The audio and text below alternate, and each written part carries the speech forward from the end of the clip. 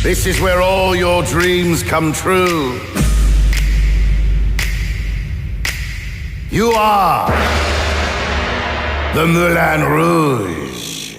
Good morning. This is Daisy Blake from Gephardt Daily, and I am speaking to Libby Lloyd this morning, a Utah native. You're currently on the national tour for Moulin Rouge, playing Nini. And you guys are at the Eccles Theater through December 11th, which is great. I wanted to ask you, first of all, just being a Utah native, how did you get your love for theater and dance? How did that come about? Oh man. So my family has always been very musical. Like whenever we would have road trips, we would be singing One Day More from Les Mis. Like every child, I'm the youngest of 5 kids. So every child and parent had their own part. So it's always been a part of our family. But I didn't start actually doing musicals until junior high. I went to Fairfield Junior High in Kaysville, Utah. And yeah, my sister did the school musicals, and I was like, wow, I really want to do that. That looks like so much fun. So yeah, and there was a really great theater program. My first theater teacher, Janet Lorero, she was awesome and really instilled the love and theater in me. And yeah, so I'd say that's how it probably started. And I also read that you spent a couple of years dancing with the Cougarette dance team at BYU. And I wondered, now you're a professional, did that experience prepare you pretty well to kind of go pro? Oh, 100%. Cougarettes was so challenging in all the best ways. We would learn halftime routines for like basketball games or football games the same day, and then we would perform it that night. So just being able to pick up choreography quickly and like pick it up correctly and clean and have all the details immediately so that we could then go like a few hours later and perform it in front of thousands and thousands of people in these massive stadiums. That really prepared me for auditions in musical theater. If you have a dance audition, often you go into a room of 40 people. Well, pre-pandemic, we would go into a room of 40 people and you learn it just on the spot right then and then audition minutes later. Like you learn it in maybe 20 minutes and then audition in groups of 3. So yeah, Cougarette's definitely prepared me for that aspect. And then also just the grind of practices all the time, waking up early for our own practices and nationals, but then also simultaneously performing at games and being busy and using your body. You know, you definitely have to learn how to pace yourself, and Cougarette's helped me with that for sure. And how did your upbringing here? What was the journey to being cast in Moulin Rouge? And I was also wondering, what was the audition process like for Moulin Rouge? Yeah. So how my upbringing, how I got to Broadway? Yeah, I mean, is Moulin Rouge one of your first? Is it your first tour or first tour? Mm-hmm. I moved to New York in January of 2019, and in that year, I performed off Broadway in a musical called The Wrong Man. Beautiful, beautiful show. Our creative team, a few people were from the creative team of Hamilton, and then after that was the pandemic. World shut down. Really, I felt like, what am I ever going to do? Is this going to be my life? Like, this is so sad. And then 2021, so last fall, I was in Diana, the musical on Broadway. Oh, yeah, I saw that. That must have been amazing. Yeah. Really, really fun. And I was the understudy for Diana and was a swing for the ensemble. Swing meaning you basically understudy every single female ensemble part. So that was my job with Diana. Did you get to go on as Diana, by the way? I didn't get to go on as Diana. I still hold some sadness that I didn't get to do it, but I did get to go on in one of my swing parts on closing night. That was my Broadway debut, was on closing night.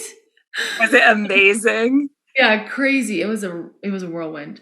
But yeah, so sadly Diana closed in December of 2021. I came home for the holidays. I was like all bummed out. And then when we went back to New York, me and my husband, we went back to New York. I had an audition for Moulin Rouge come up, and it was like really last minute. I auditioned on a Tuesday and we started rehearsals on Monday. So 6 days later, I was part of the tour, cast as Nini. Oh my gosh. Yeah, so that must have been really exciting. Oh yeah, very exciting, very big news. And I was originally auditioning for the Broadway company to be a swing and understudy Nini. So it's really special that my audition went well enough. They wanted me to play the role in the tour. So amazing. Yeah. And so who will the show appeal to? It seems like it's a great party and probably not for kids, I would say.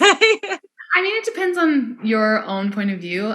We've had plenty of kids in the audience, but it just depends on your own thoughts. Some things I think will go right over kids' heads, honestly.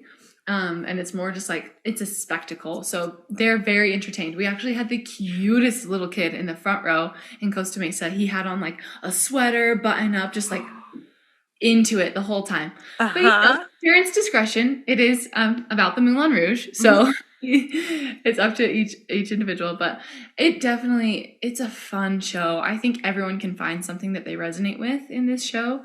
And find someone on stage that looks like them. We have really, really good representation on stage, different body types, different skin types, different backgrounds. It's a really special show, and it's so much fun. That's what I was thinking when I was watching the trailers for it. I was like, oh, you guys just must have a blast doing that every day. Yeah. I tell people this all the time, but it's like a roller coaster. Like, you get ready and you're like, oh my gosh, this is a lot. Like the very beginning, me and the 3 other Lady Marmalades, we start the show and we're always like up there like, oh, okay, it's time to start the show. And right before we're all like, okay, like having to pump ourselves up. But then once it starts, you just go. And it's so much fun. And the music is so entertaining, and the lighting and the costumes, and it really is spectacular. So, do you have a favorite moment? Oh, I have three favorites. The very beginning of the show, when the bass drops and we start the classic Lady Marmalade song, and just that like boom, just that moment is always really exciting. And then the top of Act 2 is my feature, Backstage Romance. Mm-hmm.